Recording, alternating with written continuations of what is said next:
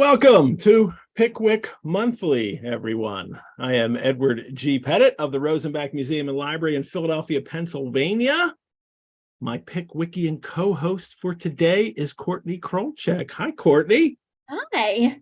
Thank you so much for having me here. I'm so excited to dig into some Dickens today. Good. Well, I'm so happy to have you on this Pickwickian journey with us.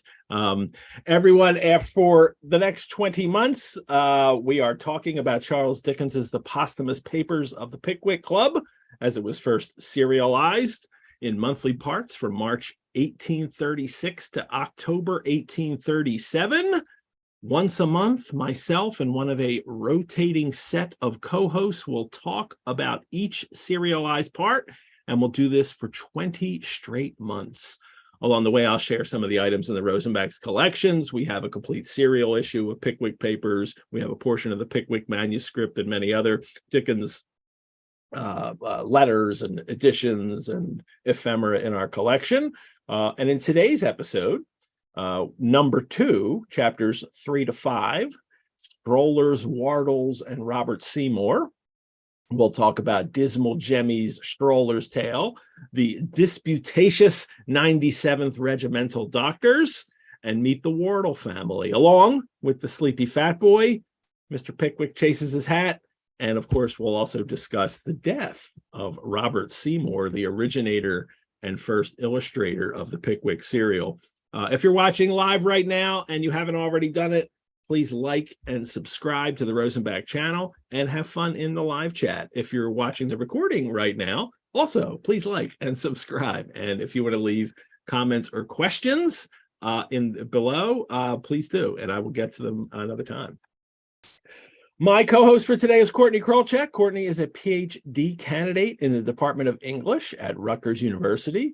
Her dissertation focuses on Victorian illustration and features a chapter on George Cruikshank's illustrations for Dickens's Oliver Twist serial. Courtney also has a collection of Dickens-themed ceramics, some of which we'll probably see today. Yes. All right, as they come up, right? As they come up here, we'll introduce one right now. There you go. So that's a fat boy, right? No, this is a Pickwick. Oh, it's a Pickwick. I couldn't. Yeah. Oh, yeah. Look at him sitting in his chair, his hat and glass. Absolutely. Yeah. Yes, I threw that into the bio to show that I have both academic Dickensian interest and Dickensian interest in my private life as well. All righty. Well, Courtney, what's the what was your kind of Dickens origin story? When did you first read Dickens and discover him? And yeah, but go ahead.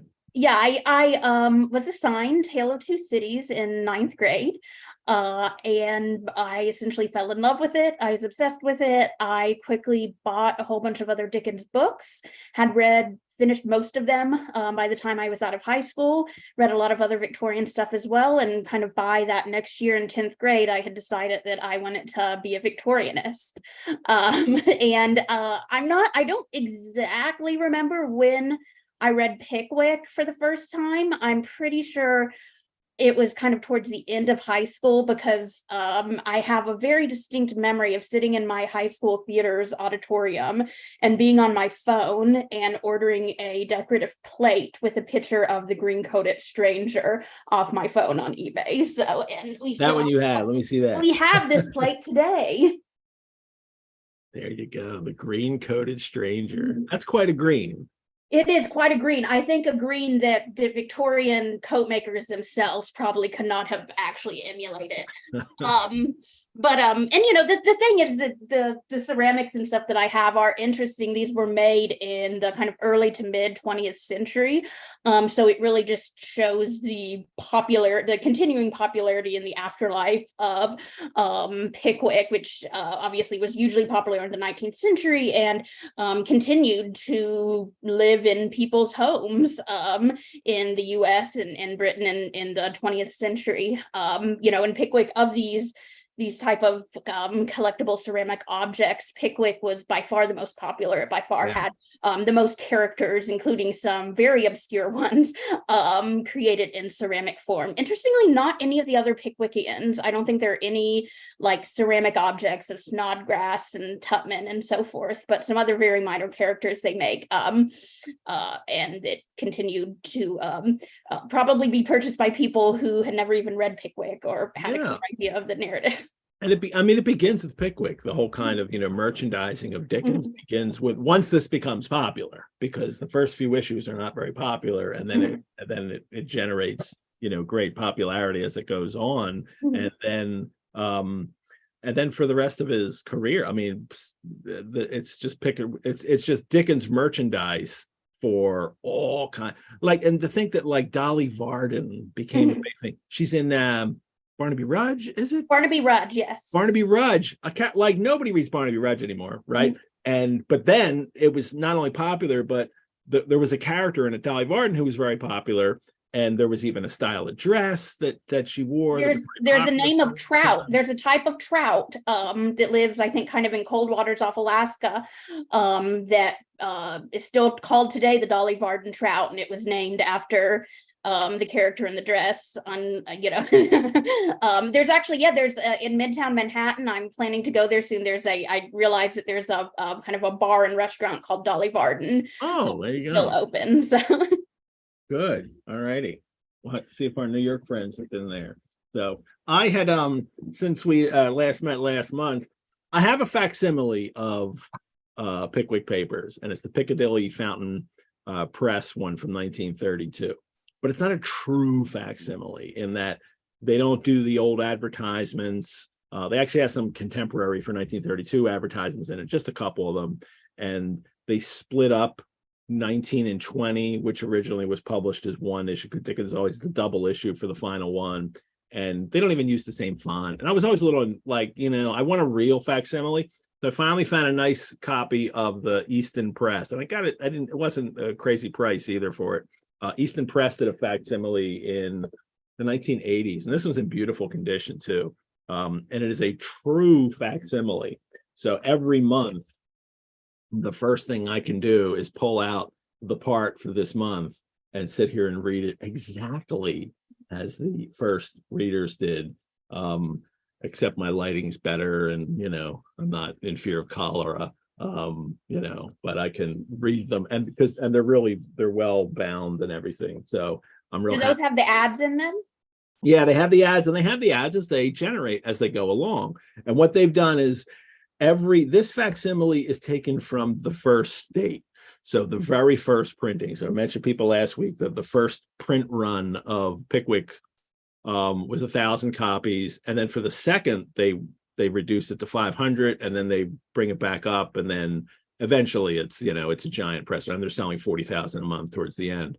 But what happens is, as the serial does get popular, they have to reprint the earlier issues. So you'd go to the newsstand, and it would not just be this month. They'd have some back issues too. Just like if anybody buys comic books, you go to the comic book store, they have the latest one, but they'll have the last few months in case you've missed them. And those later printings of the earlier parts wind up getting changed. Illustrations change. We'll mention that today for one of the issues. And actually, we'll mention it next month because it's the illustrations that another illustrator does and then get changed to someone else's. The little thing on the front I mentioned, like these start out and it's with 4 illustrations by Seymour, and then the later printings of issue number 1 and 2, they take that off and it just says with illustrations. So there's little changes throughout, and the Rosenbach, our serial, we don't have first states of each issue. As a matter of fact, some of them are second state, and some of them are first state, but second state illustrations and that kind of thing. There's varying little differences between them. And the issue I've been sharing with everybody, the University of Victoria Library's copy, they don't have the first state either. So there's something in that for this week that is different. And we'll get to that in just a moment. But I also love this. This is the back of number 2, and it is cheap and entertaining periodical. This is an advertisement for another serial that Chapman and Hall is doing as well. Like, Pickwick's not the only thing they're publishing. This is another one. This day is published, 1 shilling, to be continued monthly. This is the Library of Fiction, or Family Storyteller, featuring the original tales by 1, 2, 3, 4 different authors, 5 different authors. And this was number 6 that they're advertising on here. So it's been coming out once a month for 1 shilling, just like Pickwick's now coming out. And I think Dickens had some short stories in there as well, illustrations by Seymour, and as well as the 2 successors, Bust and Fizz. Yeah.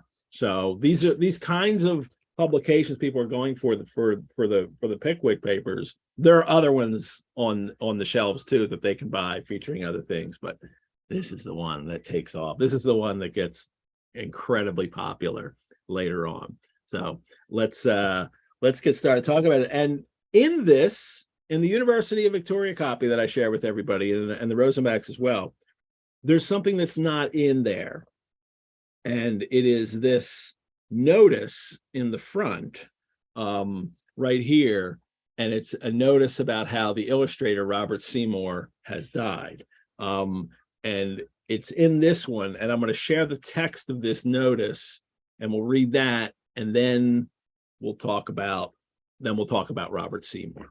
So here is the notice that was published in this issue for everyone. Before this number reaches the hands of our readers, they will have become acquainted with the melancholy death of Mr. Seymour, under circumstances of a very distressing nature. Some time must elapse before the void which the deceased gentleman has left in his profession can be filled up. The blank his death has occasioned in the society, which his amiable nature won and his talents adorned, we can hardly hope to see supplied.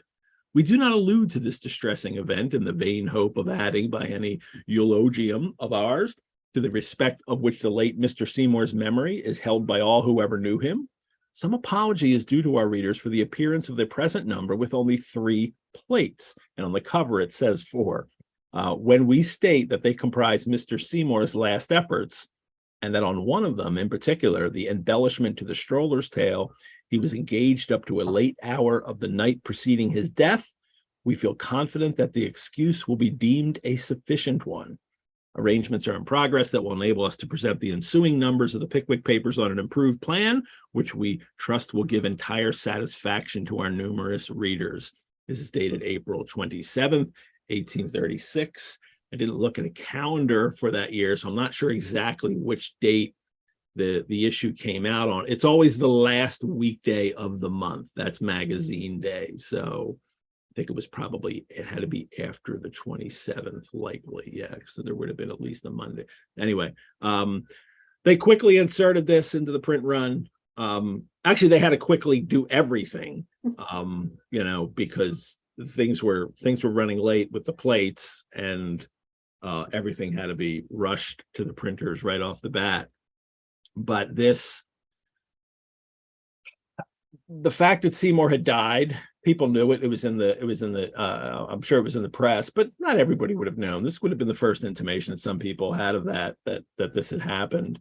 But we should talk a little bit about, as we teased last month, about Robert Seymour and who he was. Courtney, why don't you tell us a little bit first about who Seymour was as an illustrator? Yeah.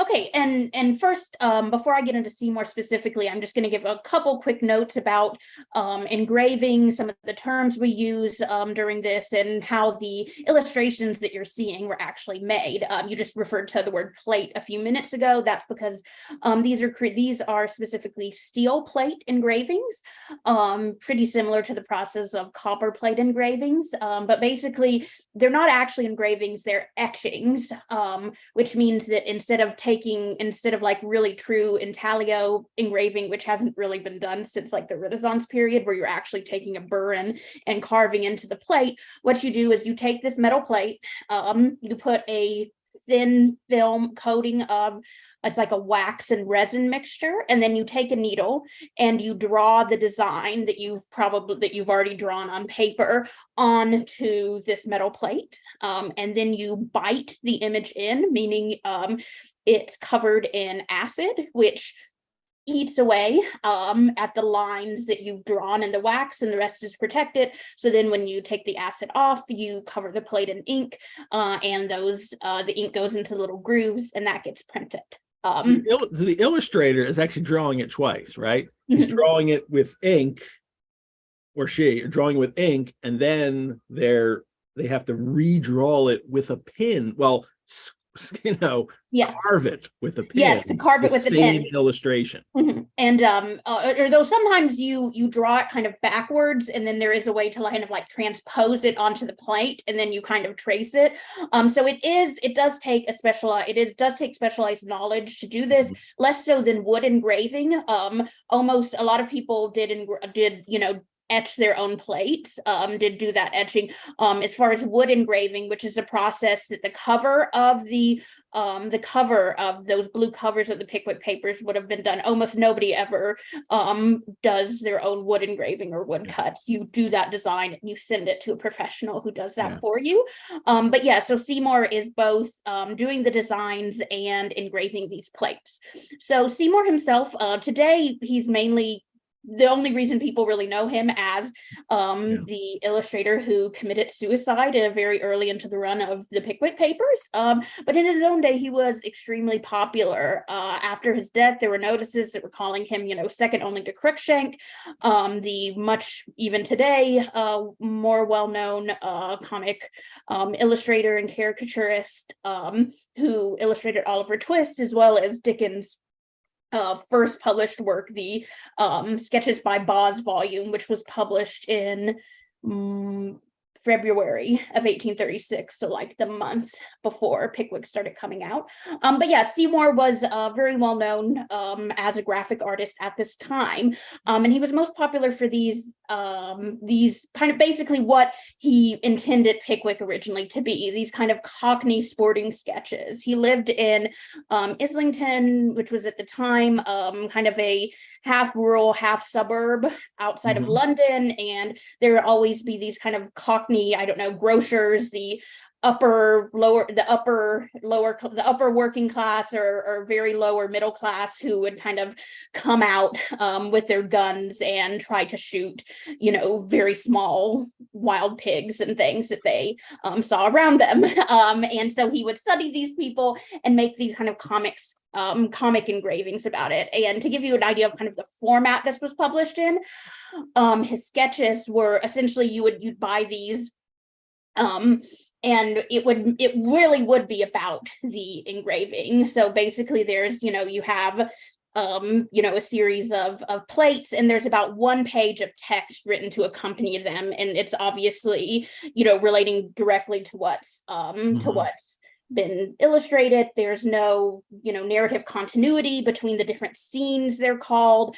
There's not even an author listed as to who wrote the text. Sometimes poems about these little comic scenes, like I said, of greengrocers shooting a very small pig, stuff like that.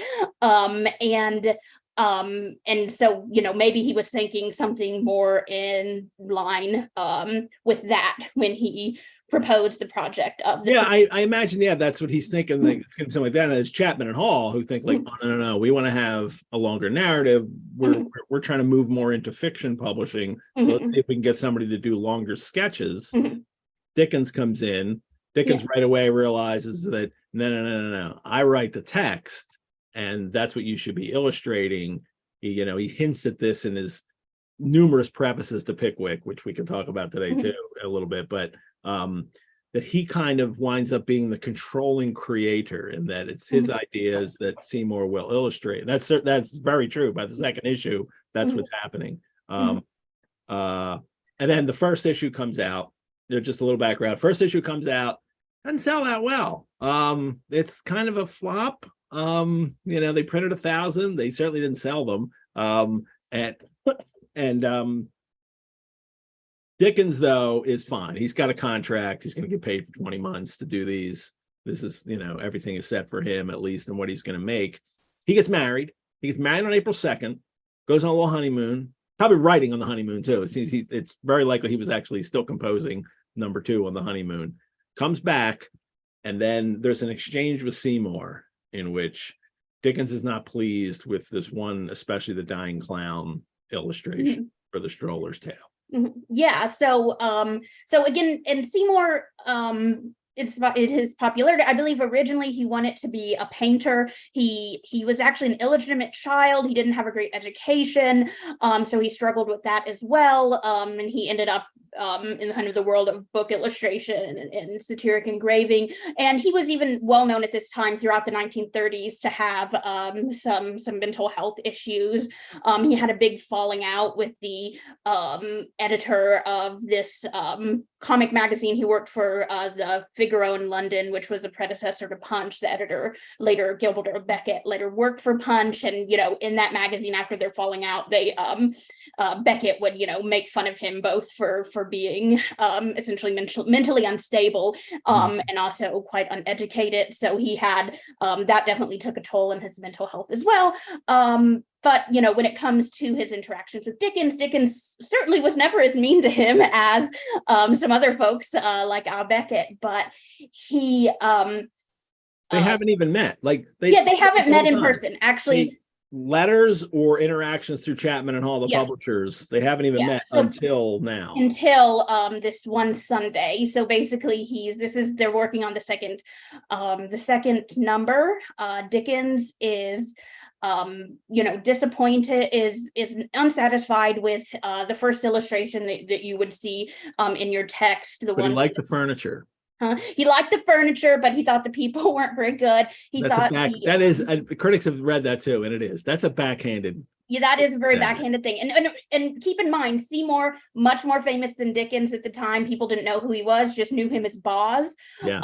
Dickens got the job, though, in part due to that volume Sketches by Boz being illustrated by Crookshank, who was, the biggest name in kind of illustration and comic and engraving at this period, right? And that came out right before, so that definitely played an important role. And I should mention to people that the Rosenbach has a considerable number of Crookshank materials, and one of the things that you can set an appointment with and come to the Rosenbach to see.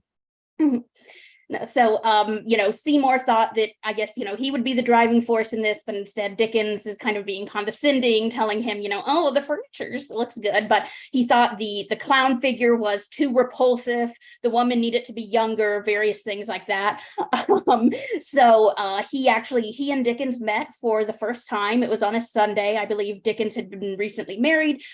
He went to Dickens' house, met with Catherine and Dickens. It was a Sunday evening. He showed him his new sketch. Dickens approved of it, and Seymour went home. On Monday, he attempted to engrave etch the new the revised illustration. He kind of messed up the plate and he had to redo it again all day Tuesday. And then between that Tuesday evening, when the servant saw him for the last time, and some point very early on Wednesday morning, he shot himself in his back garden. I believe the servant actually found him with his clothing on fire, assumedly because he shot himself with a shotgun. I think it was a shotgun to the chest he took. With I guess probably the gunpowder was created some kind of spark effect, right? So, and at that point, he had only completed 3 of the 4 projected illustrations. I believe he actually did do a design for one. It would have been Pickwick and friends being cleaned up in the Wardles kitchen, being brushed down and stuff, but he never actually got around to engraving that one. He was engraving the Stroller's tail illustration, and notably, even though the things he was supposed to change, he actually made the dying man look even more emaciated. People definitely have speculated the subject matter of this story could have also played a role in his mental state at the time. It's basically about a comic performer who is, drinking himself to death. There's also like a mention of drowning in the text of the Pickwick paper, that number, right? So a kind of a convergence of, things that could probably be chalked up to Dickens, but probably unintentionally, he Well, wasn't. and it's certainly not. I mean, I think it's Seymour has already had 3 previous suicide attempts in his life, so he's been battling with depression for a very long time. And whatever occurred here, and just the job itself, whether or not even how much Dickens contributes to it, this is the thing that now he finally can't bear his life anymore and takes it. I always find, I know there's a lot of there's a lot of speculation about how involved Dickens is in it, and we seem to know the facts that what we don't know is really how personally they interacted. We don't really, as far as what Dickens said, that one Sunday evening he came to Dickens' house, and only time they met. Yeah. He said Dickens later claimed he never even saw the man's handwriting. Like, they never corresponded personally. Everything was through Chapman and Hall, except for that one instance. Yeah. Okay. And the one of the things we talked about last week is the illustrations, and it's kind of, I mean, do you need an illustration of that dog looking at the sign? Kind of like, there just seems to be a disconnect between the person who's illustrating this and what they're illustrating and the story itself. And I can't help but wonder if that disparity is also because they're not, the illustrator and the writer are not on the same page, and they haven't even met yet. They haven't even talked to each other about what they're creating together. And it's not surprising that it's true. These first 2 issues aren't, I don't read these first 2 issues and think this is the greatest Dickens book I've ever read. They're uneven, and be patient, everyone. We're going to get to the funniest, most exciting, my favorite Dickens book ever, but it's not in the beginning. And I think part of that is due to this disparity in what is being created. Yeah, and they did have some, again, I guess it was all through Chapman and Hall, some interactions. Actually, the way Dickens first describes Pickwick, it's just that he's kind of bald and has round little eyes and glasses. In his original sketch, Seymour drew him as a very thin man. Dickens said, no, I want him fat. And he actually, the character, it's very similar to some other kind of heavier Cockney grocer type hunting characters that appeared in Seymour's earlier sketches. So he's definitely responsible for the appearance of the Pickwick character, though he doesn't really have the kind of jovial charm that later is associated with the character. I think it's Chapman that actually says, no, he shouldn't be thin. He should be fat. And because that would be funnier. That would work better for what we're trying to create for this character. So that's, but yes, and he also does bear a striking resemblance to an earlier character that he has made a sketch for already. All righty. So now they're in this position where they have an issue to come out. They have one less illustration than they're supposed to have. They publish it anyway, and it still says 4 illustrations on the cover. But they put it out.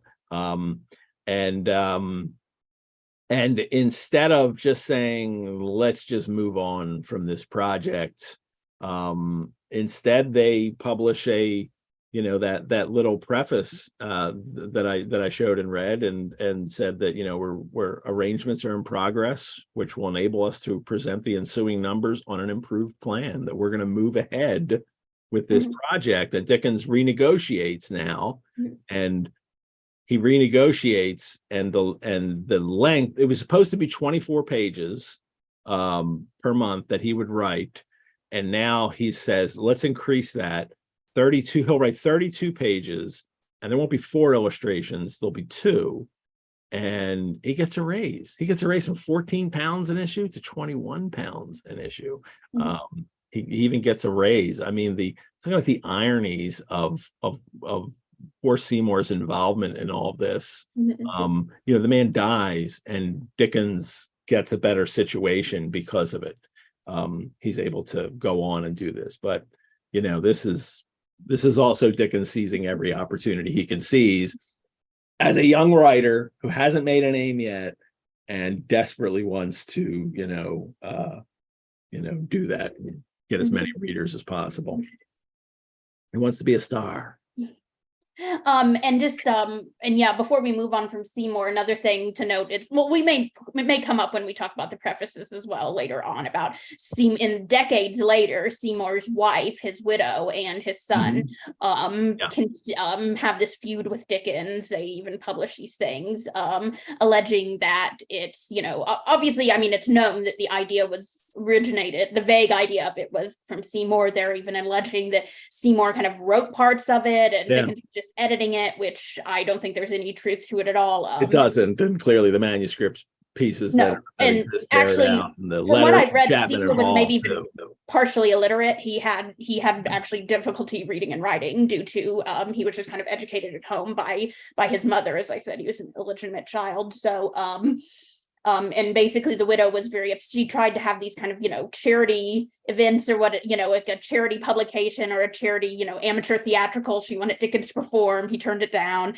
She wanted him to publish some, you know, provide some written work to this publication that was supposed to help her out. He turned it down. So she really felt scorned by him, that she should be getting more money from this involvement. And so he kind of answers these questions. He has a succession of prefaces. There's a preface to then the first book publication of Pickwick, in which he has a preface and he starts to answer some. But then as she continues, and their son too does, the 1847 preface to another reprinting of Pickwick, he goes into greater detail about how the situation and the involved between him and Seymour and how it came about. And so Dickens has to kind of defend himself throughout his career. And interestingly, he had a big feud with Crookshank as well. That's why he didn't do any more illustrative work with him after Oliver Twist. He never answered any of Crookshank's kind of the feud. He did not make that public, right? But he very specifically refuted these allegations by the Seymour's widow and son. Yeah, he didn't need to make up with Crookshank by then because he had Fizz. We'll get the Fizz. We'll get the Fizz in a couple weeks. We'll get the Fizz next week in a sense, because they get a new illustrator, they publish them in the first printing, but they don't like them. And when you look at the pictures, I'm not surprised. They're not very good. And then they bring in someone new, and then he even redoes those illustrations. Of course, after Seymour's death, they're really scrambling to find another illustrator. They ask a guy, Buss. He thinks this is his big break. He thinks he's been engaged for the whole run of it, and then basically he doesn't know. I believe he even designed some things for the fourth number and before he gets the notice from Chapman and Hall that says, "Thanks, but we won't be needing you anymore." Well, and what a coup that would have been, Buss and Bose. I mean, it would have gone so well, but that's next week. Next week, we'll talk about the next illustrator. Every week for the first 4 issues, we'll be talking about new illustrators for this series. But let's get into number 2. And actually, we're going to jump back to number 1. Here's what happened. In number 1, Dickens had written too much. He had written half a page too much in chapter 2. So it's supposed to be 24 pages right here. And he's written an extra bit here. So instead of editing what he's written to make it end here, he just gives the beginning of chapter 3, which we're going to start with today, not even a full, 2 pages here, but just enough that there's an extra leaf. So it's extra, and then number 2 starts with in the midst of chapter 3, but just with the stroller's tale where we're at today. So that's what we're gonna hit. We're gonna go back to the beginning of chapter 3. I didn't talk about it last month. And it begins chapter 3, the whole chapter 3, the whole title is A New Acquaintance, The Stroller's Tale, A Disagreeable Interruption, and an Unpleasant Encounter. And it begins, Mr. Pickwick had felt some apprehensions in consequence of the unusual absence of his 2 friends. And that's Winkle and Snodgrass, who were off at the duel, and they've disappeared now, and they don't know where they're at, and they're there at the duel in the morning. And Pickwick's wondering where they are because they didn't tell him about the duel. And while he's there at where they're staying, they have met this careworn looking man whose sallow face and deeply sunken eyes were rendered still more striking than nature had made them by the straight black hair which hung in matted disorder halfway down his face. And he's in very disreputable clothes. There's a later illustration. There's no illustration for this is Dismal Jemmy, which is a great name, right? Dismal Jemmy. But there is a later one by Kidd, KYD. There's an illustrator named Kidd who did lots of Dickens characters, and here's one of his for Dismal Jemmy right here. Yeah, he looks pretty. It actually looked, I think, a little cleaner than I think Dickens describes him in his clothes here. But this was an illustration he did that was then later used on a cigarette card. I love this fact that there used to exist cigarette cards that people would get, and then sports figures were in them too, but also just literary characters. There's a whole couple series, and I have reprints of a couple different series of these cigarette cards featuring illustrations of characters. A very minor character. He said this month, Dismal Jemmy doesn't come back, right? I'm pretty sure he never comes back in the book, does he? Again, I don't. I'm pretty sure he doesn't come back, so it's just that's it. But enough that Dickens writes memorable enough characters that even these,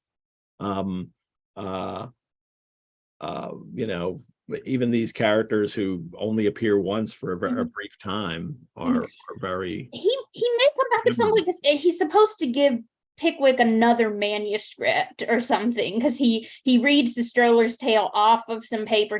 I don't know if I forget if they follow through on this. He's supposed to. Yes, I know, and I'm wondering, is that one of the later tales? But I can't remember, and I can't remember if it's the Christmas one. It might be that. I don't know. It's definitely not. It's not that. Okay, no, because yeah, but we'll mention that when we come to it. But this careworn looking man, turns out he's an actor, and he's a friend of the stranger in the green coat, who is still not been named. I think he gets named next month. But we're not calling him anything. A friend of our friends here. We discovered this morning that our friend was connected with the theater in this place. So this is when Winkle arrives. Winkle then shows up, and Dickens introduced this, Dismal Jemmy, and it is the green-coated stranger. Says, rum fellow, does the heavy business, no actor, strange man, all sorts of miseries, Dismal Jemmy, we call him on the circuit. And then, they have another brandy and water, which is actually what I'm drinking today. I'm drinking brandy and water out of my Narberth Dickens Festival glass. I've been sipping tea out of my fat boy teacup, who we will come to in a later chapter and come to later today. They're drinking brandy and water here, so I thought I would too. I'm using this Calvados, which is an apple brandy. But usually when they had brandy and water, what it was a hot drink. It was like a hot toddy type thing. Well, it was boiled water that they would just pour into the brandy, and that's what I did. I have a little, hot water here that I poured into my brandy. And brandy was a vastly more popular drink in England at this time.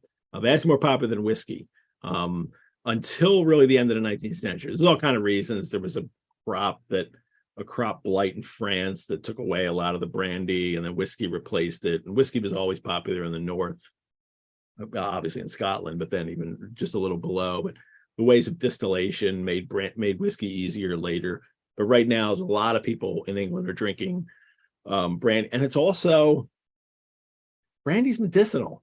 Quick the brandy happens in several. You can read that in several now, and doctors did. You could read whole reports on the amount of alcohol that doctors would prescribe to people for whatever ailments they had, including pregnant women to fortify them. Yeah, absolutely. Yeah.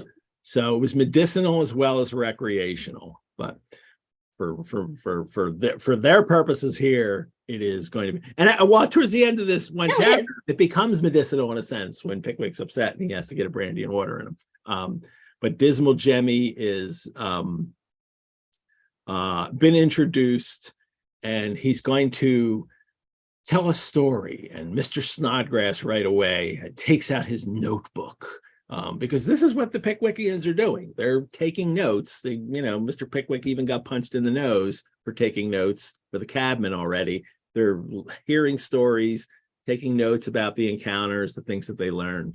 And go on, Jemmy, said the Spanish traveler. I love this. Now, it's the green-coated stranger. He's also called the Spanish traveler because that was one of his stories. Dickens has to keep finding ways to refer to him because he's never given his name, which should make us all very suspicious of who he is. And now we know he's an actor, or we know he knows actors and is involved with the theater in some way.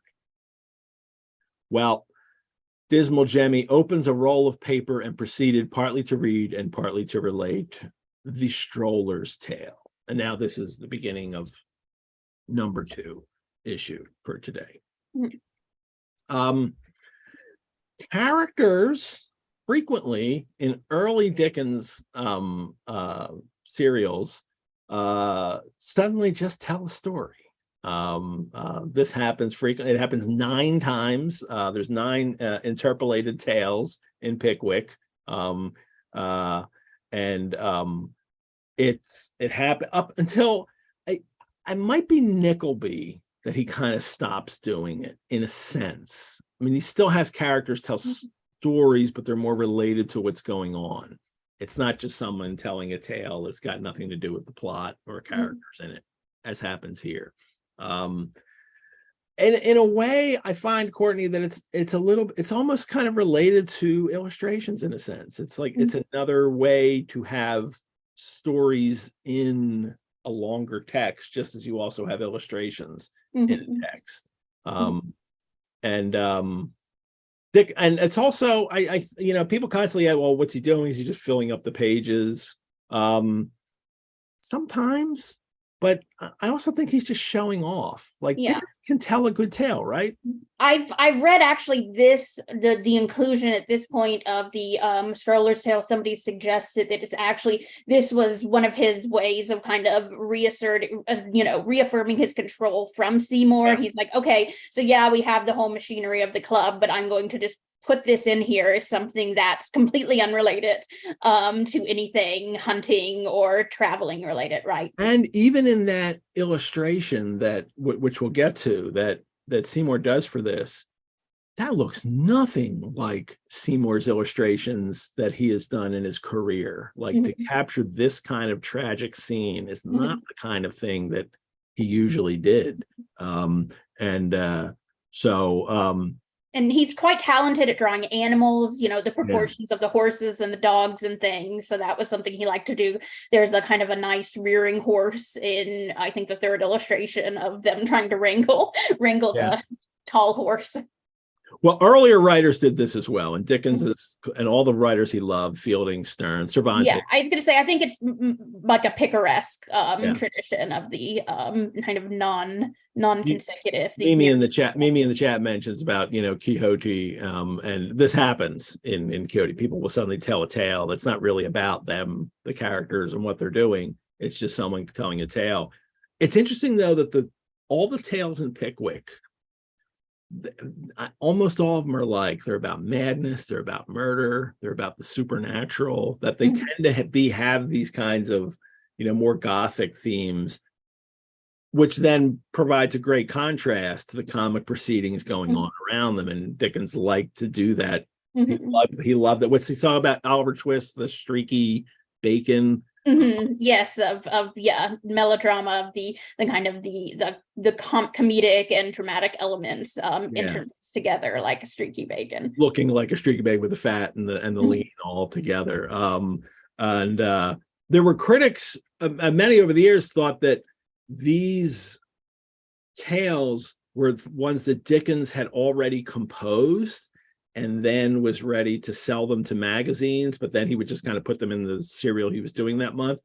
However, the part of the manuscript that the Rosenbach, much later, it's a much later chapter, and we'll get to it then, includes one of these tales and it is clear from the manuscript that just like the rest of it, he's composing it on the spot. There's corrections all through it and all. So at least for that one later, it's not a tale he already had ready. It is something that he was doing as part of this. Like as he's writing, he's like, oh, and I'll somebody tell a tale. Oh, it's the tale they'll tell, and he's writing it on the spot. But the Strollers tale, who knows? Maybe he had written it.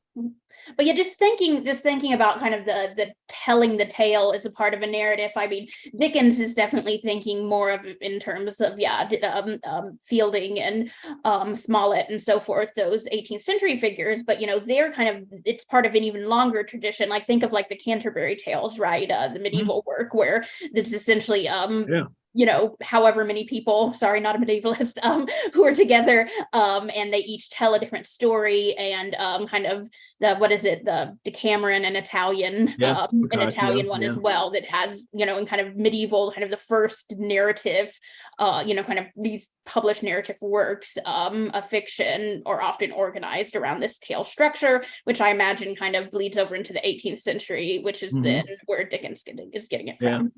Well, I'm not a medievalist, but I once wanted to be one, and it does. I mean, there's a lot about. I mean, you can really make some connections with Canterbury Tales here. Another thing that that Dickens was very aware of, although not his favorite. He's more into novels, and especially Quixote, though.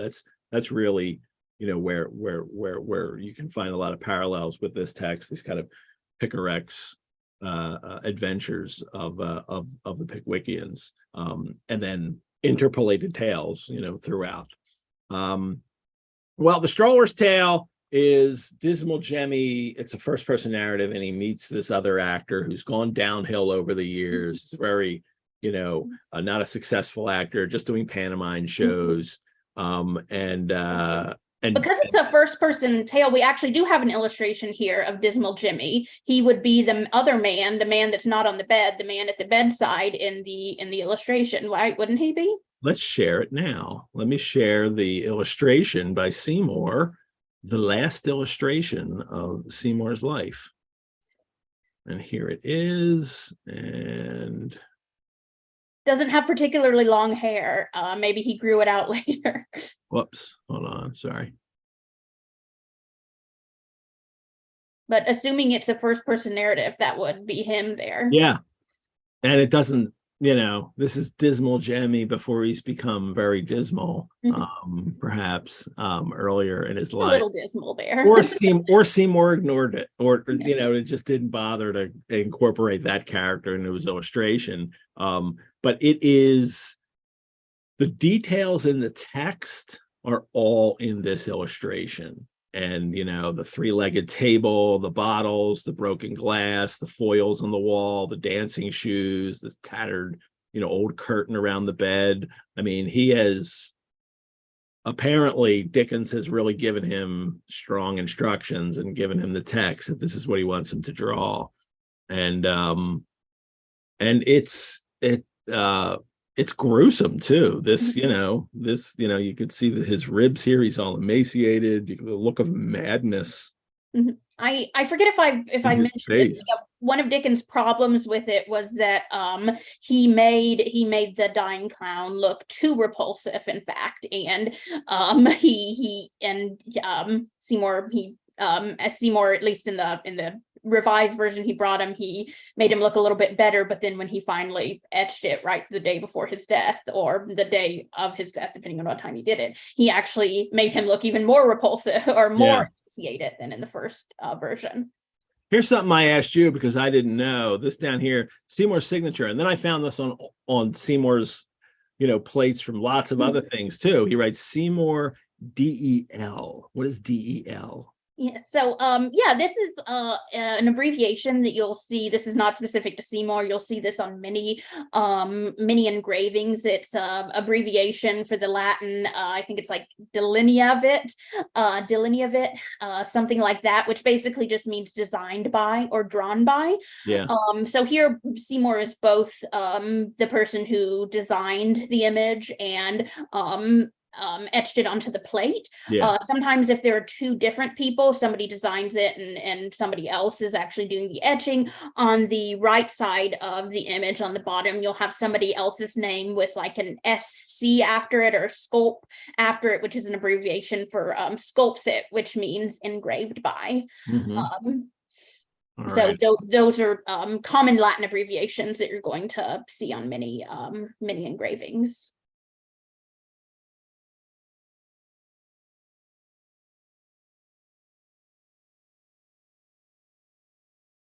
Somebody asked the character by the bed was John Hurtley. I thought John was the clown dying. Am I wrong on that? Do we get a name for the clown? Yeah, because his wife then calls him John. Mr. Hurtley. Okay. Yeah. Oh no, yeah. Now he started up. Mr. Hurtley. John said his wife, Mr. Hurtley. That you said. So he is Mr. Hurtley. You're right. Although Jody pointed this out. So it's not Dismal Jemmy, it's Mr. Hurtley. But I thought at the end of this tale, then Dismal Jemmy starts talking about in the first person, right? Could that be a nickname? No, Jimmy would be like James, right? Jim, Jimmy, right? So that wouldn't be a John nickname.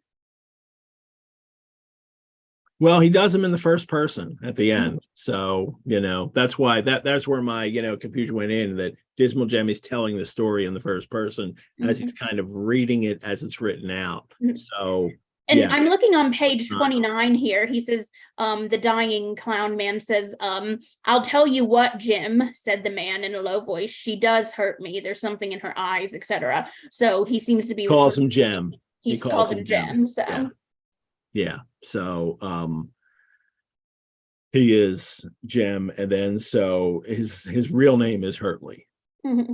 Yeah, I think John is well, hold on. Since yesterday night, has it been so long? Said I. It's not Hurtley, it's Hutley. Hutley. Okay, yeah.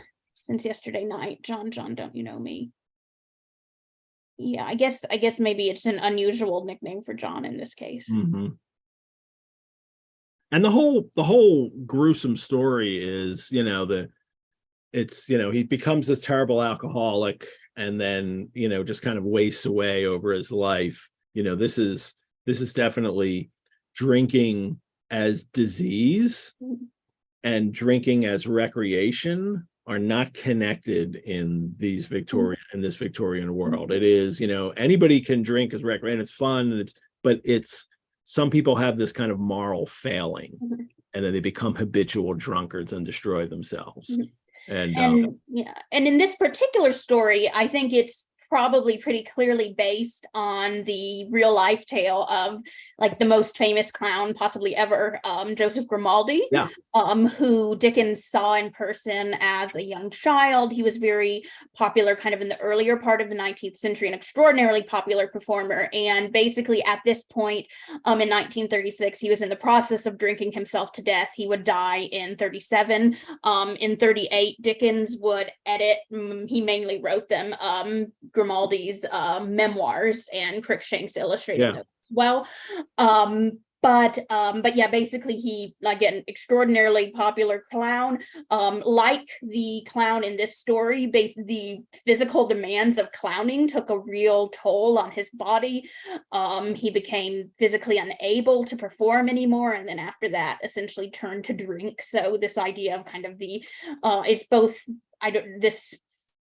almost a sort of stock figure of the person who's going out and entertaining people on stage, then being this tragic figure off stage is kind of a stock figure as well, but also probably related to the well-known real life story of Joseph Grimaldi that Dickens was putting in it. And Dickens, for those, I mean, this is fairly early in his career. It happened soon after this. Does he write that? I can't remember the year that. Yes, it's published in 38. Grimaldi dies in 37. And Dickens is listed as an editor. He's listed as an editor. But we know that he pretty much it's not written in first person. Grimaldi made some notes about his life. and somebody else tried to turn it into a memoir. It was very bad. So Dickens, I think he did this fairly quickly. He was given this. There's 10 illustrations by Cruikshank as well, and this actually sold. He wasn't expecting it to do very well. This was while he was writing Oliver Twist, but it actually sold quite well. And it's by Bose. It is by Bose. He doesn't even, Dickens isn't even in the title page. Huh? This edition is from like 1869 or something. So, okay. So it's, I wonder if the first edition even has his name. It would be not unusual if it only does come out. I'm pretty sure. I bet it has Bose on it. I would venture that guess. That's the name that's more popular. So at the time. So all righty. This Dying Clown he's abused his wife, and he even says it like, I beat her, and the child, he starves, but he blames her that she's a devil, and we're supposed to understand that he's gone crazy, and that's why he thinks these things, but it's also, I mean, it's also a very much an abusive person who's blaming, and I think the audience time blaming the alcohol for his behavior, when clearly he had issues with abusing people, and that's the real problem for in that situation, that it wasn't the alcohol that makes him beat his wife. He beats his wife and he gets drunk, but the text, we're still dealing with people at a time where these things are conflated. And they really believe that it's the alcohol that's made him go crazy, and he beats his wife because he's gone crazy from the alcohol. And actually, we kind of see there's an interesting description of basically kind of a delirium tremens type situation, where he fell back. This is the bottom of page 30. He fell back on his pillow and moaned aloud, a short period of oblivion. He was wandering through a tedious maze of low arched rooms, so low sometimes that he must creep on his hands, close and dark, some obstacle. And then there are insects too, hideous crawling things with eyes that stared upon him and filled the very air around him. The walls and ceilings were alive with reptiles, so forth. And I do think they used, I forget what it was called, like they called delirium tremens, like what is it, like pink elephants or something, because you would see like hallucinations. Later, sometime later on, you'd see, hallucinations if you're kind of in the final stages of, severe alcohol withdrawal. Reptiles always get used in these weird kind of phantasmagoric, scenes, illustrations, that seems like that would be crazy if you saw reptiles. Is it that crazy a thing to see reptiles? They get associated with that in the image. Well, if they're all over the walls, one lizard is fine, but if there's several hundred lizards, if I'm living in a country that has reptiles all over, it's not going to be crazy. But I guess in England it is. So, if they were, it said the walls were alive with reptiles. So if the wall was entirely made of lizards and snakes, that would be pretty crazy, I feel like. So he does die, and it gives this kind of it isn't really a tale, right? It's a sketch. It's not a tale in the sense that what we've come to kind of expect from tales, and what was happening in the 19th century and the development of it. There's not much plot or narrative movement in it. It's something that Dickens is really skilled at writing, these sketches about, here's a little scene with these characters, and it's also, I think, connected to, it's not only a sketch that Dickens is good at, so we can put that in here, but he's also got very theatrical aspirations, Dickens, and he likes writing about people in the theatrical world. Soon after he'll write that Grimaldi, memoir, but he is also himself almost an actor, and this is the time in his life when he's made the decision, I'm going to write and not be an actor. I think he tried to write a terrible play called like The Village Coquettes or something like that. He's got lots of little plays and burlesques that he's written. And then he continues. He does get to be an actor in private theatricals that he does not only in his own home, but then they go on. But not for Mrs. Seymour. He rejects her offer to be in her private theatrical to give her some money. And he does all kinds of things later. They put tours and does shows with other, they put on performances for charity, and then these kinds of with Wilkie Collins, I think they collaborated on some theatrical works. So, and then Also- it's go ahead.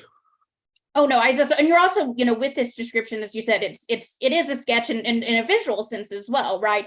Along with the theatricality, you see the intense visuality of Dickens' writing as well, right? It's not so much narrative; it's very detailed again about all the little things in the room that we see, but also that kind of phantasmagorical passage that I read as well, right? This is an extremely detailed visual narrative rather than something that's heavily plot based.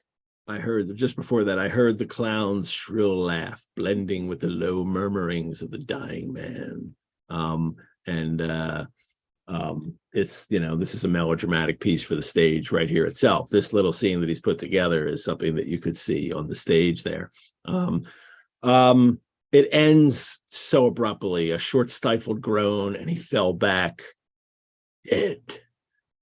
And then we get the, we would love to hear Mr. Pickwick's, opinion on this tale, but he's interrupted by the arrival of the officers of the 97th, including the doctors. They come in and interrupt, and immediately coming in, and it's Slammer and the others from the duel.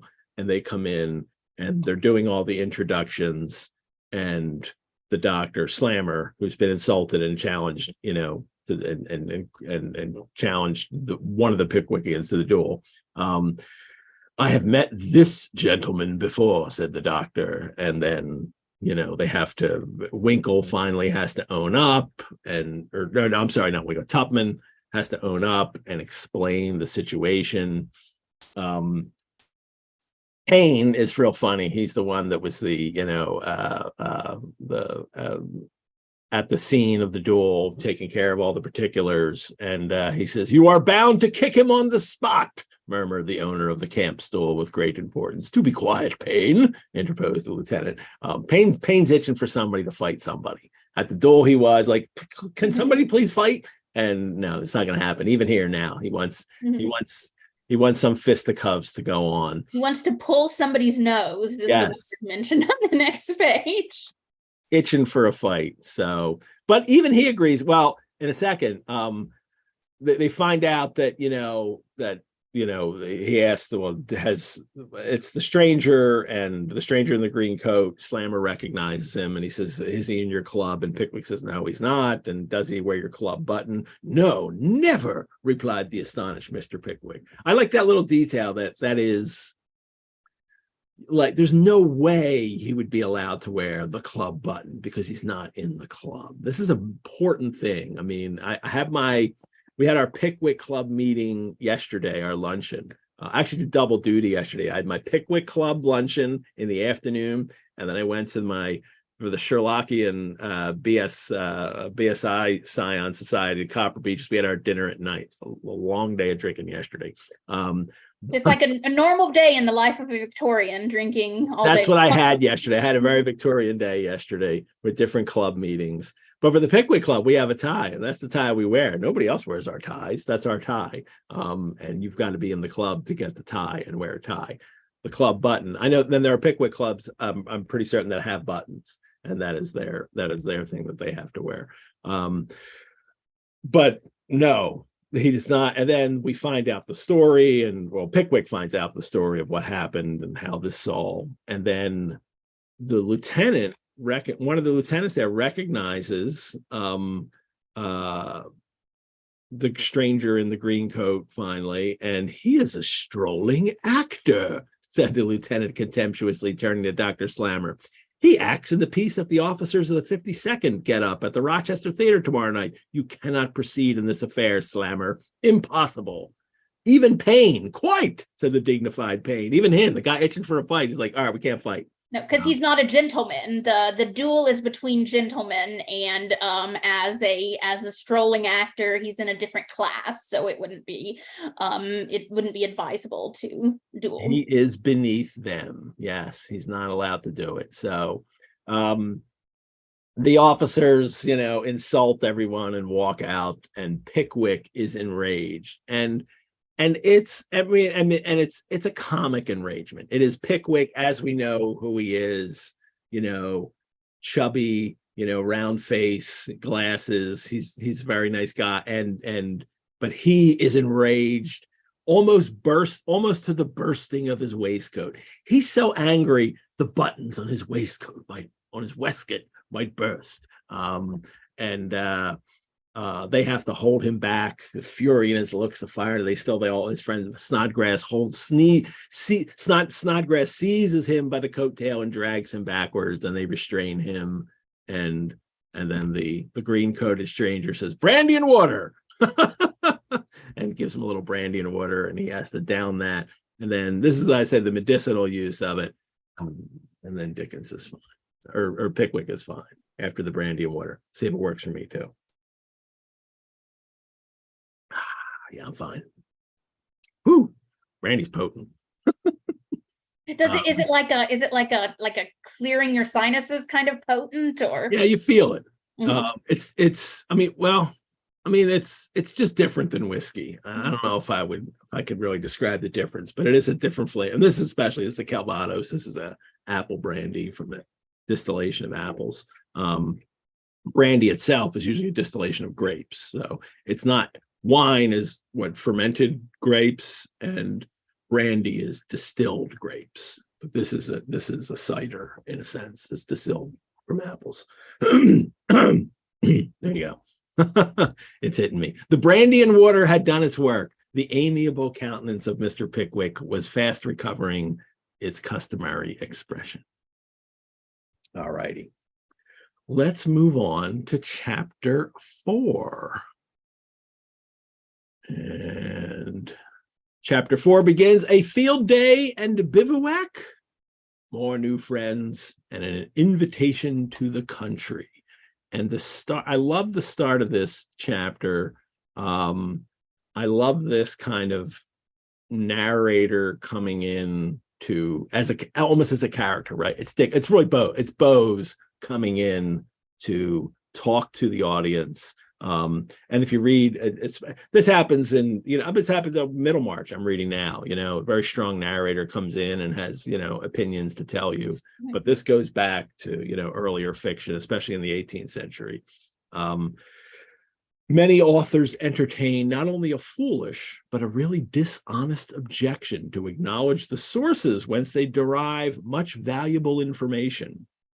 We have no such feeling. We are merely endeavoring to discharge in an upright manner the responsible duties of our editorial functions, and whatever ambition we might have felt under other circumstances to lay claim to the authorship of these adventures, a regard for truth forbids us to do more than claim the merit of their judicious arrangement and impartial narration.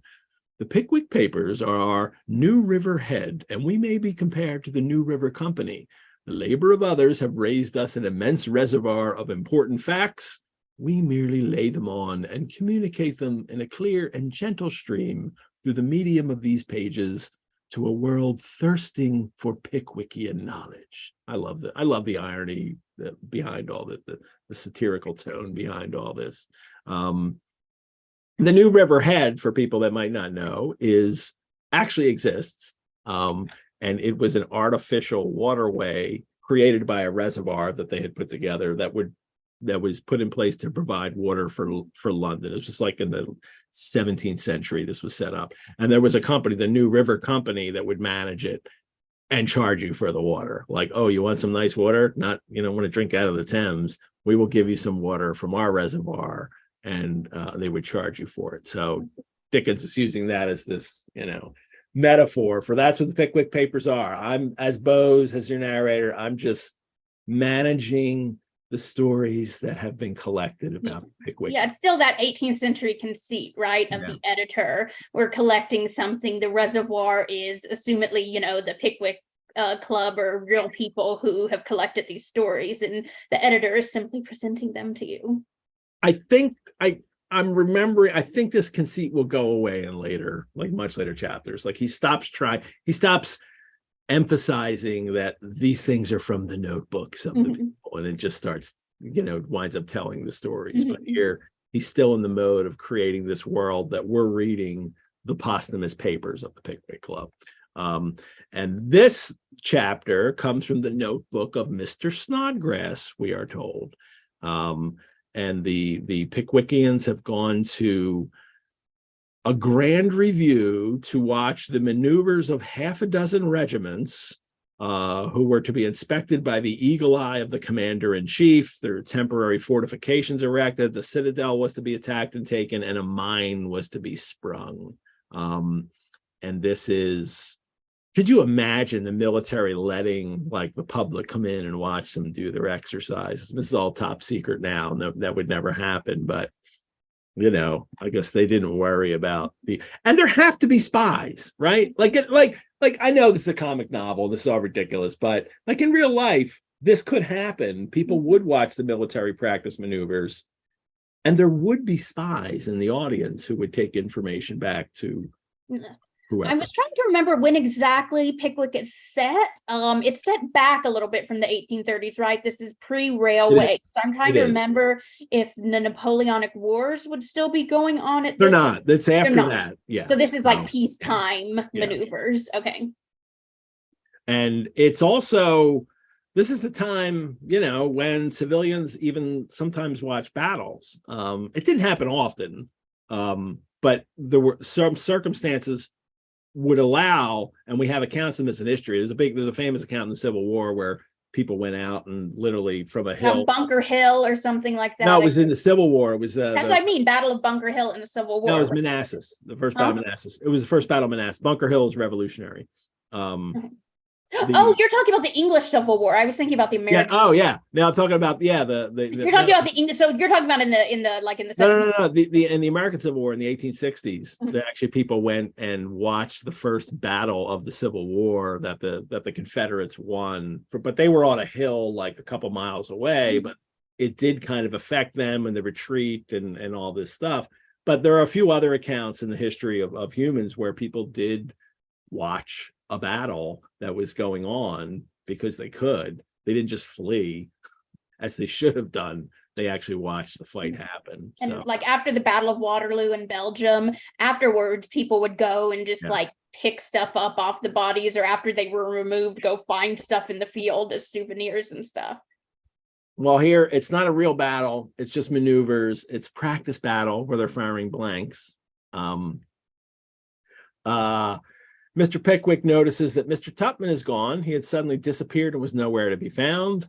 And the other Pickwickians, it's Pickwick and Snodgrass and Winkle. Thank you, are watching and they're kind of jostling. They're jostled by the crowd. They're pushed in front. And this whole, this whole section, this whole scene here is all just this visual humor of them being, jostled around and the physical comedy that's going to happen throughout this. But before we get to that, let me take a moment to thank all of you for watching this episode. As a nonprofit organization, the Rosenbach Museum and Library depends on the generosity of friends and supporters like you to keep programs like this free and accessible to hundreds of fellow Dickens lovers worldwide. If you would like to donate to the Rosenbach, you can do so at our website. You could also become a member. Membership gives you free museum admission, discounts on programs and courses, and exclusive invitations to member-only events. You can learn more about how to become a member on our website, and a Rosenbach membership also makes a great gift. There are lots of great in-person and virtual events, programs, and courses coming up at the Rosenbach, and you can also join us on the monthly group page, Pickwick Monthly, for lots more info, news, conversation, and fun, all about this show and about Dickens. And thank you all. So let's return to the action.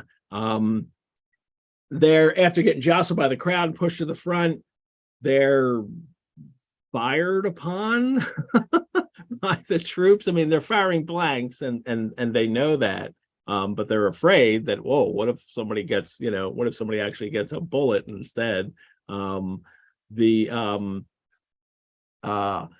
Mr. Pickwick had been so fully occupied in falling about and disentangling himself miraculously from between the legs of horses that he had not enjoyed sufficient leisure to observe the scene before him, until it assumed the appearance we have just described. When he was at last enabled to stand firmly on his legs, his gratification and delight were unbounded. Mr. Snodgrass, in whose bosom a blaze of poetry was rapidly bursting forth, like they're doing the things that they said they were going to set out to do, observe this stuff and comment on it, and it is not going well for them. The crowd suddenly has left. They've turned around and they're kind of alone, and here come the troops, massing in to fight each other, and they fire the blank cartridges. And then we get Mr. Pickwick. His lip might quiver and his cheek might blanch, but no expression of fear or concern escaped the lips of that immortal man. He's clearly afraid. His lips are quivering and his cheeks, and he's gone white, but he's not going to say so. Poor Mr. Pickwick. His heroic unconcern is actually very concerned. And we get that, contrast in the text here. They're charged upon, they retreat, but they don't flee. Is that what it says here? No, because, or what is it that fleeing would involve more running than Pickwick's spraying was. We will not say, we will not say fled, firstly, because it is an ignoble term, and secondly, because Mr. Pickwick's figure was by no means adapted for that mode of retreat. He trotted away at as quick a rate as his legs would convey him, so quickly indeed that he did not perceive the awkwardness of his situation to the full extent until too late. And then they're just knocked off their feet. Mr. Pickwick's boots elevated in the air. Mr. Snodgrass and Mr. Winkle each performed a compulsory somerset with remarkable ability. And then the worst thing happens. There are very few moments in a man's existence when he experiences so much ludicrous distress or meets with so little charitable commiseration as when he is in pursuit of his own hat. This has happened to me before. This happened to me several times. I'm a hat wearer, walking in the city, gust of wind. Oh no. And I'm literally running down the street after my hat. And it's hilarious. I know it's hilarious looking, chasing after a hat. And it is, the Bose tells us, a vast deal of coolness and a peculiar degree of judgment are requisite in catching a hat. A man must not be precipitate, or he runs over it. He must not rush into the opposite extreme, or he loses it altogether. Best way is to keep gently up with the object of pursuit, to be wary and cautious. This is true. This has happened. I know this is true. So watch your opportunity well, get gradually before it, then make a rapid dive and seize it by the crown and stick it firmly on your head, smiling pleasantly all the time, as if you thought it as good a joke as anybody else. There's nothing like knowing you're looking ridiculous and people are watching, like, yes, all right, I've got my hat. Thank you, everyone. That is it. This is also an illustration. Let's share that illustration. I have to open it first. Now here it is.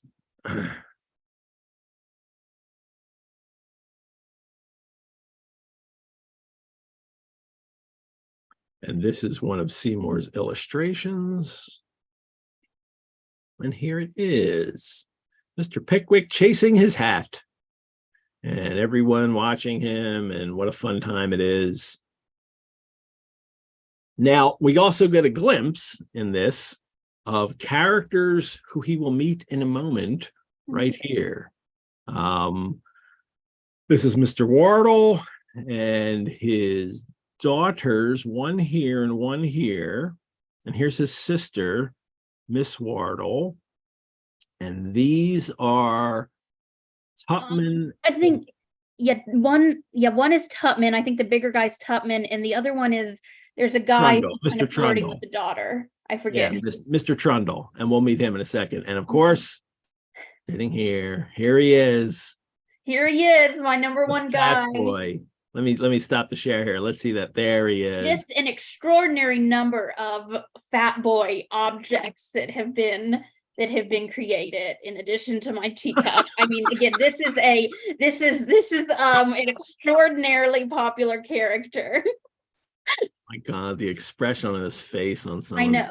And a lot of times yes, his eyes are almost closed. He's constantly asleep. He's having to be woken up. Well, that's what happens. Mr. Pickwick finally, he gets his hat and he looks up and there's this carriage and he recognizes Mr. Tupman in the carriage looking at him, and it's filled with these people that we just saw, including a lady of doubtful age, probably the aunt. I love that, a lady of doubtful age. You don't see that. Lady of a certain age seems to have taken over now. But here's a lady of doubtful age. That's the aunt. That's Wardle's sister. Excuse me. And then on the box sat a fat and red-faced boy in a state of somnolency. He's falling asleep. Joe, damn that boy, he's going to sleep again. Joe, let down the steps. And this keeps happening every time Mr. Wardle calls for Joe, who's, a servant boy, does everything for them. Every time he calls for them, he's asleep. Although you'd assume that would be grounds for firing, but in fact, Mr. Wardle loves this. He said, "I never part with him. He's this great curiosity." He is a great curiosity that he has here. So, although, I mean, I don't blame Fat Boy too much. He's essentially a child laborer. Yeah. I'm sorry. Jim asked me in the chat what my ratio of hot water to brandy. It was mostly brandy. It was just like a little like there's no ratio. I mean, that's it. That was my ratio. Just poured a little hot water in there, and I don't want a watered down drink. I just wanted to heat it up with a little hot water. Anyway, then he lets them in, lets Pickwick and Snodgrass in, and Winkle mounts as well, and then the fat boy waddled to the same perch and fell fast asleep instantly. And then the stout gentleman in the top. It's fascinating how Dickens doesn't name people right off the bat. We get all through here. He's the stout gentleman. The stout gentleman says this. The stout gentleman does that, and it's Mr. Wardle, and we find that out. We kind of infer it through everything else going on here that this is Mr. Wardle. He's the head of this household. These are his daughters. This is his sister. This is his servant, but we don't get his name until I think maybe the next chapter even, or at least later. No, it is. I think I see Mr. Wardle on page 40. So yeah, so he does get named soon. The young Mrs. Wardles are here. What are they? Emma and Isabella or something like that? I know one's Emily. Yeah, it's Emily and Isabella are his daughters and their sisters, and then Rachel is Mr. Wardle's sister, their aunt, and they have some little thing here. But getting back to the fat boy, we didn't mention here, Joe is his name. That his condition, because he's constantly called the fat boy, so there's this focus on his obesity, and there is a real condition, real medical condition called now it's called obesity hypoventilation syndrome, OHS, in which the rate of breathing from someone because of their weight is chronically decreased below the normal level. So then they have less oxygen in their blood, and then they're always drowsy or falling asleep or very fatigued. And doctors looked at this and said, that's what's going on with this character, whether Dickens knows it or not. And it becomes known as Pickwickian syndrome. And for many years, I don't know if it's still referred. I think that may have fallen out, but for many years, it was referred to as Pickwickian syndrome when this happened to people in real life. We meet the Wardles. We meet Mr. Trundle is another gentleman in the carriage, and the young Mrs. Wardle are so frightened by all the concussive guns and cannons going off that they have to be supported, and they have to hold on to Mr. Trundle and Mr. Snodgrass, and you just get the impression that, well, they're not really scared. They just want to, huddle up with the gentleman and flirt. And the aunt notices the flirting going on, tries to cease it by just insulting them.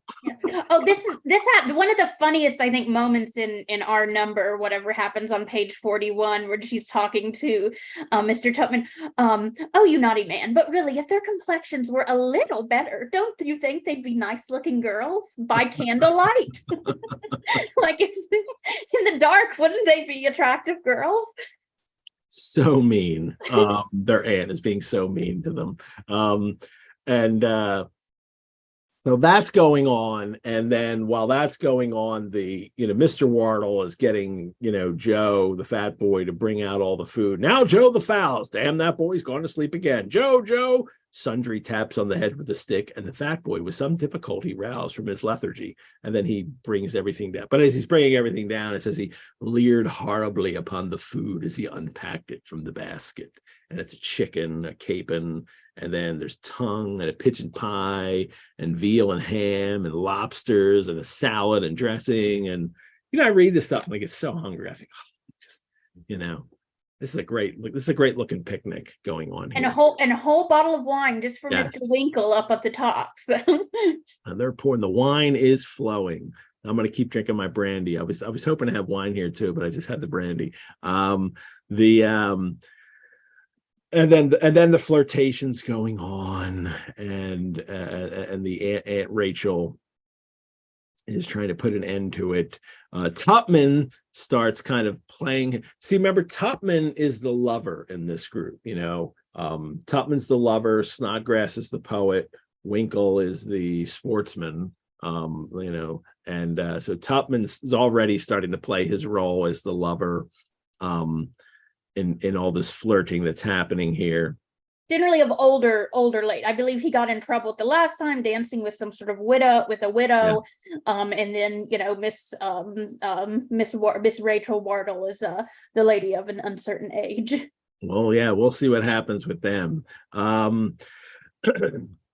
boy keeps falling asleep, and then Mr. Wardle invites Pickwick and friends to their farm, their country estate, Manor Farm, Dingley Dell, and gives them the address. And we have an invitation to the country, which in a sense is that's the conceit of these, of this series, that it's going to be men from the city off in the country doing, in country pursuits. So here's the opportunity.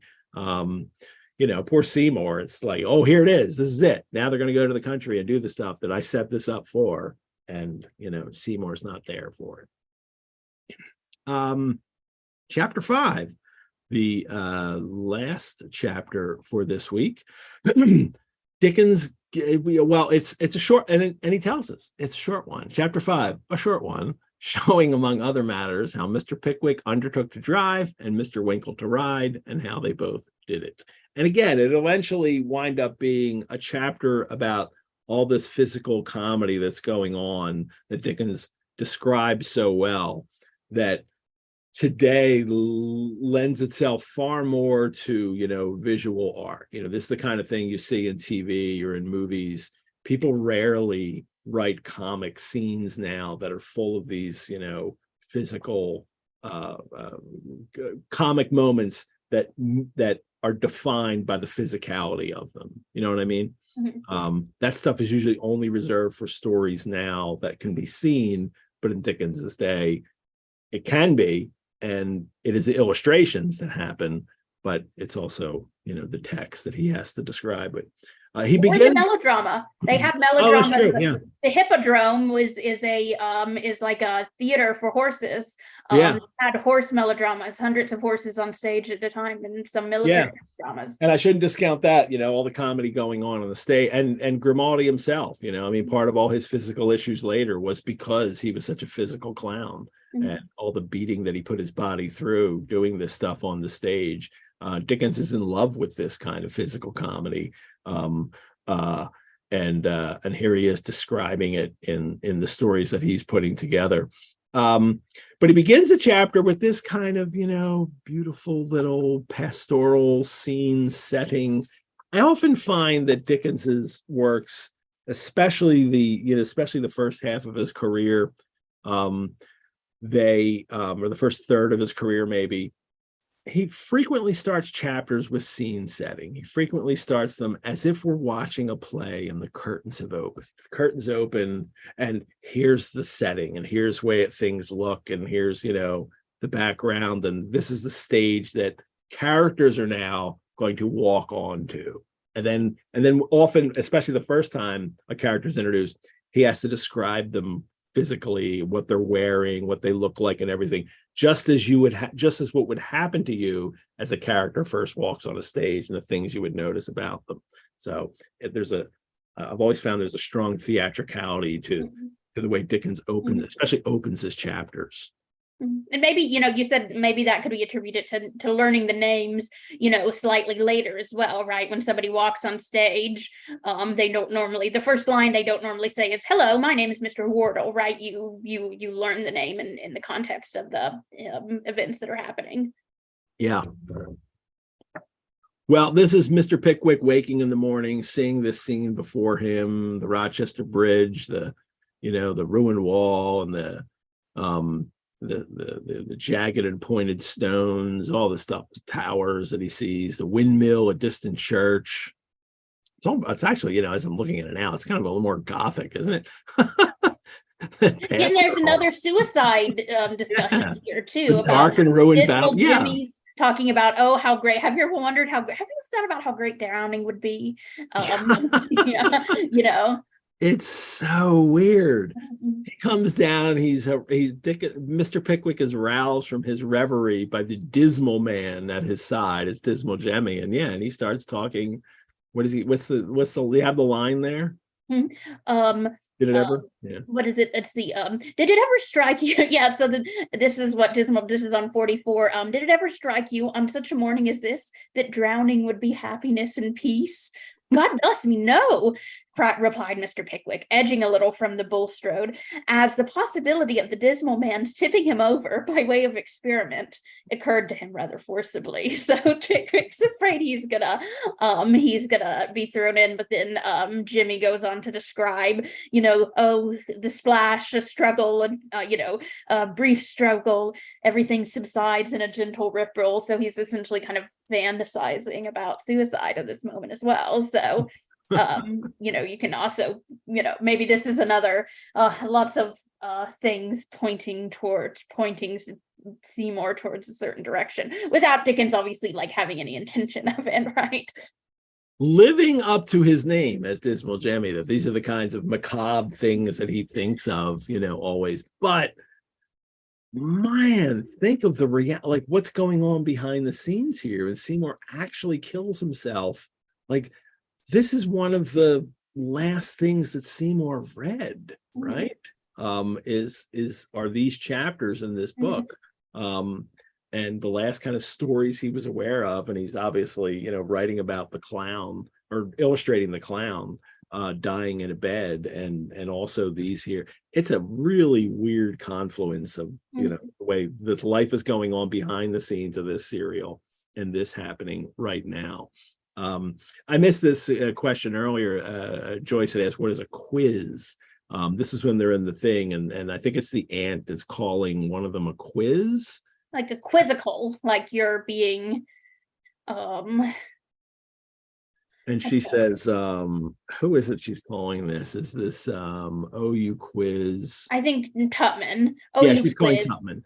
And a quiz is you're teasing me, kind of. That's OU teaser. Yeah, he's a teaser. There's a different kind of way. It's odd, eccentric person sometimes, or somebody who teases, somebody who plays tricks. To quizzing is quiz somebody is to is to kind of lead them astray with certain questions or hints or clues.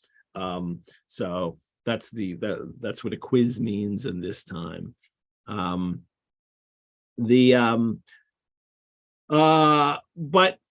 the dismal Jemmy and him thinking about suicide just winds up, it's a joke for this, part of it. And Pickwick is like, oh, you're gonna, push me into the water, and he moves away from him.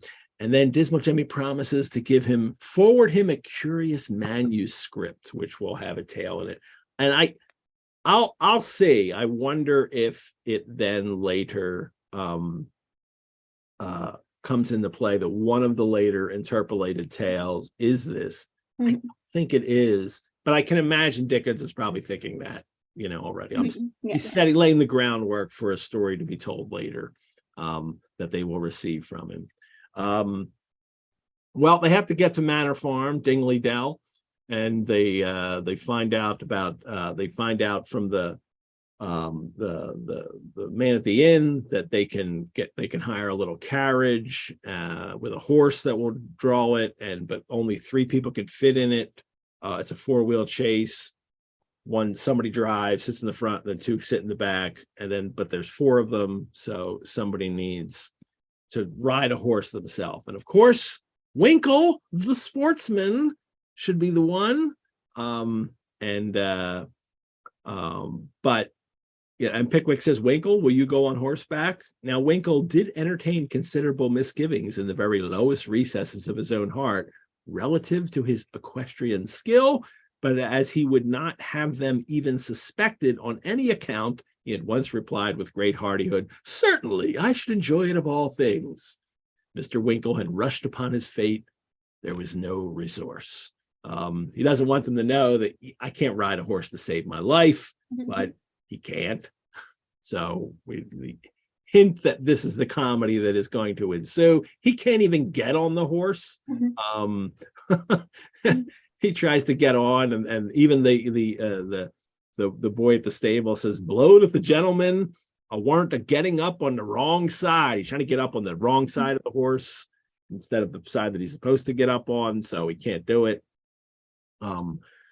Mr. Pickwick is worried about the horse for the carriage, that, he don't shy, does he? Inquired Mr. Pickwick, meaning, abruptly, move away from things, not be controllable.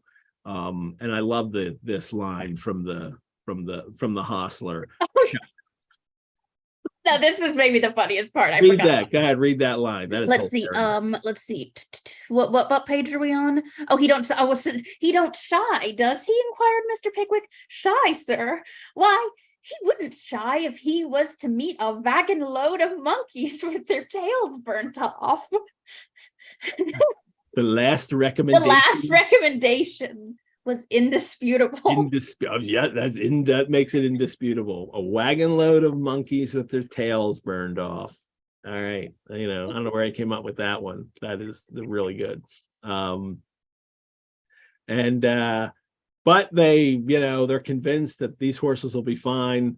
Even Mr. Pickwick, though, had an inward presentiment that it was all wrong, that this isn't going to go well. And it doesn't go well. We'll get an illustration for that. First, it's now whether the tall horse, the natural playfulness of his disposition, was desirous of having a little innocent recreation with Mr. Winkle, or whether it occurred to him that he could perform the journey as much to his own satisfaction without a rider as with one, are points upon which, of course, we can arrive at no definite and distinct conclusion.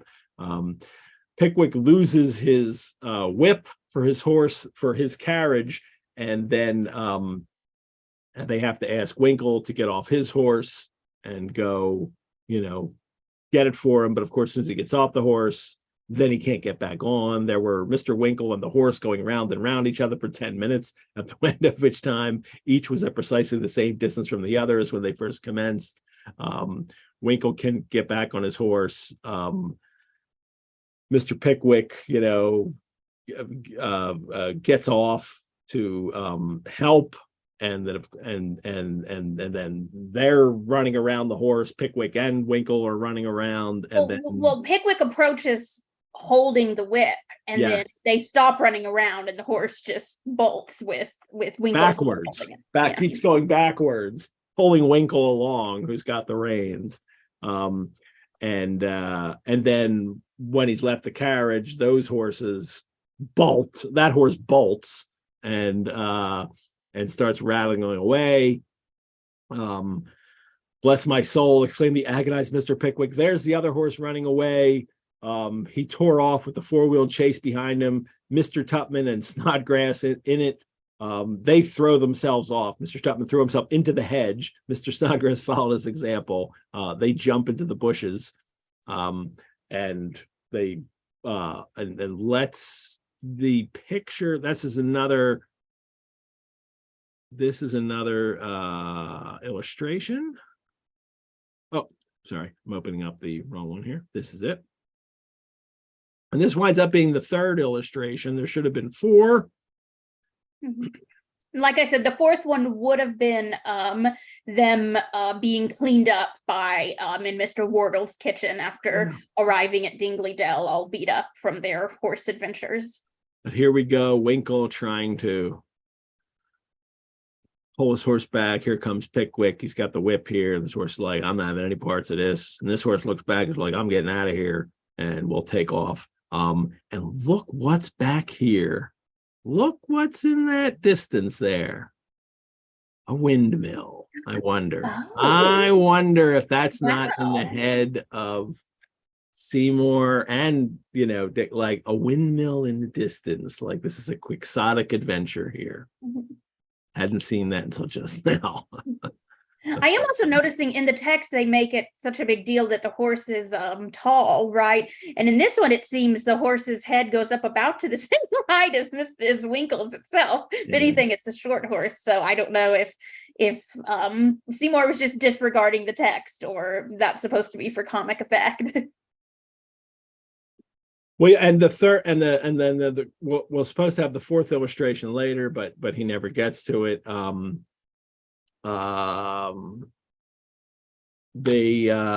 horse, and then they're done. Then they just have to walk. They're like, all right, well, we'll just the horse runs, the carriage overturns, wheels come off. They can't take the carriage now. Well, Winkle's horse just trots back to Rochester by itself.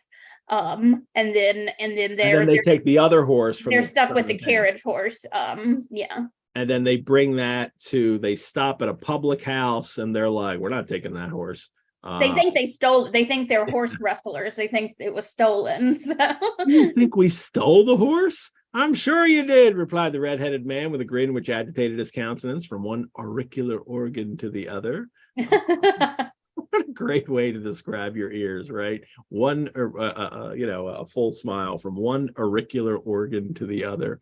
And then Pickwick says, it's like a dream, ejaculated Mr. Pickwick, a hideous dream. The idea of a man's walking about all day with a dreadful horse that he can't get rid of. And then they turn moodily away with the tall quadruped for which they all felt the most unmitigated disgust, following slowly at their heels. They finally arrive at, Manor Farm, torn clothes, lacerated faces, dusty shoes, exhausted looks, and above all, the horse. Dick, and then Mr. Pickwick has great feelings of revenge on this horse. They have to walk 7 miles. They've had to walk. And he contemplates his revenge on the horse. Now he would kill it, destroy this horse. But they're greeted by the hospitable old gentleman, Mr. Wardle, and on all the servants come 3 or 4 buxom girls, and a couple of large-headed, circular-visaged males come out and take care of them. And this description of what happens is, and this would have been the illustration that Seymour would have done. Ready? Said the old gentleman inquiringly, when his guests had been washed, mended, brushed, and brandied. So that's a good thing to have happen to you. Plenty of days I've arrived home and wish I could be washed, mended, brushed, and brandied, and pretty much I just have to brandy myself, and that's it. That's all that happens. The servant's here to do all that stuff for me. Wow. Yeah, and of course, and they're being described kind of like horses here as well. While the other shampooed Mr. Winkle with a heavy clothes brush, indulging during the operation in that hissing sound which ostlers are wont to produce when engaged in rubbing down a horse. Well, they've made it to the farm. They're taken care of. Tupman steals a kiss from Emma, one of these servant girls here, for which he'd been duly rewarded with sundry pushings and scratchings. Good. I hope she gave him a good wallop for that. And then, welcome, said the hospitable host, throwing it open and stepping forward to announce them, welcome, gentlemen, to Manor Farm. And there's the end of our serial part. Not quite a cliffhanger, like more like it, but it definitely ends like, oh, now you want to see what's going to happen, but not. And again, everybody, like, this is going to get really good. But I do feel like there is a little bit of that when you first start Pickwick, especially if you're just doing it in monthly parts. Yeah, that it is good to recognize that it wasn't a hit right off the bat.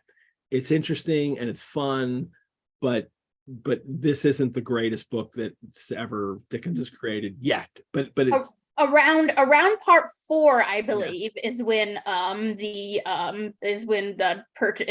popularity starts to really pick up and they start needing to print a lot more. And he's learning his craft. You know, he's not just writing a sketch here about all different things, as he has been, and then just publishing them. He is learning how to connect these things. He's learning how to take characters that I've created, and now I have to continue to do more interesting things with them in succeeding months. And we're seeing Dickens learn his craft here and becoming eventually, one of the great authors. So, well, did I hit anything? Did I miss anything you wanted to hit? Show me another Fat Boy glass here. Oh, another Fat Boy glass. I mean, I think I went through most of my. Fat Boys. I have another little Mr. Pickwick, a little cute Mr. Pickwick right here. Yeah. This is one of the first ones I ever received in my Dickens collection. I know they have all kinds of. They have most of these are Royal Dalton, a British China company. There would be even some like whiskey brands that would commission them. So they're like a Mr. Pickwick head you can buy that has a cork in it and it's full of whiskey. Well, I look forward to thank you for joining us on our Pickwick travels, and you'll return in a few months. And we'll see some more goodies. This is I have even more to bring out in to not spoil anything, and it will move along in step with the story, right? But thank you so much for having me on. This was a real joy to do, to sit and talk Dickens with you for a little under 2 hours in this case. We finished an easy time today, so well, we're only 24 pages. Next week we're kicking up to 34. So not next week, next month, 32. Next month. 32 next month. It's up to 32. So. Well, Pickwickians, thank you for joining us for number 2 of Pickwick Monthly. Coming up next month, we'll have a card party, Hear Another Tale, The Convict's Return. We'll have hunting, we'll have a cricket match, and we'll find out who the fat boy saw snuggled up together in the garden. So that's all on next month. And we also have a new illustrator, Robert Buss, that we'll talk about, and Fizz. We'll actually see both Buss and Fizz next month in illustration. Yes, if you're using the University of Victoria copies, when you start next month, the illustrations that you'll see are by Fizz or Hablo Knight Brown rather than Buss, because it was a later printing. I'll share the Fizz illustrations with everybody as well, so you can see the Buss illustrations with everybody as well, so you can see them both. I mean, because at the very least, at least Seymour's illustrations got to stay. Poor Buss, he worked on this, and basically within a couple of printings, his are completely excised from even the later serial parts of when they did reprintings of the serial parts, not just the book publication as well. So. All right, again, everyone, let me remind you to subscribe to our channel, like these videos. You can support the Rosenbach through donation. Your support helps us create more programs like this one and care for our collections. And you can also become a member. Membership gives you early access and discounts to programs and courses. You can find out more at our website, how to donate or become a member. I am Edward G. Pettit of the Rosenbach Museum and Library, and I will see you all next month for number 3, chapters 6 to 8 of the Pickwick Papers. Bottle stands, pass it round, way of the sun through the buttonhole, no heel taps. Cheers, everyone.